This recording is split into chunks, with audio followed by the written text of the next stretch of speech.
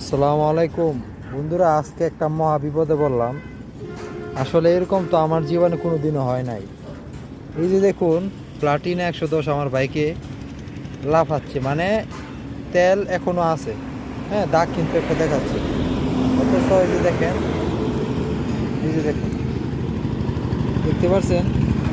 এই যে দেখেন, হঠাৎ করে সার্ভিস রিমাইন্ডার, তখন আমি বুঝতে পারলাম যে বাইকে হয়তো বা তেল শেষ, যার কারণে এই জিনিসটা দেখাইছি।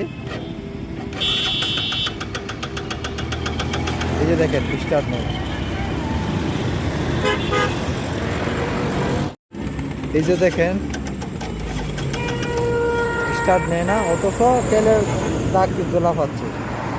এটার যে কি মানে একমাত্র আল্লাহ বুঝতে পারবো ভাই। আমার এই রকম কোনোদিনও এরকম হয় নাই, এই প্রথম এরকম বিপদে পড়ছি।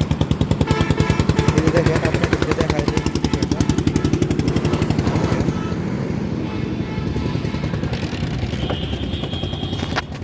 এই যে কোনো লাভ হয় না ভাই, স্টার্ট নেয় না ভাই। কি করি এখন বলেন আপনারা? মহা বিপদ আছে, অথচ দাগ কিন্তু লাফাচ্ছে।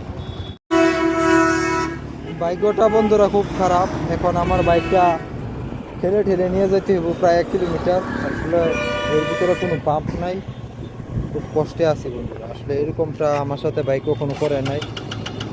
এই আমার জীবনে একটা খারাপ অভিজ্ঞতা। খুব কষ্ট লাগতেছে বিষয়টার জন্য। ঠিক আছে, ভালো থাকবেন সবাই।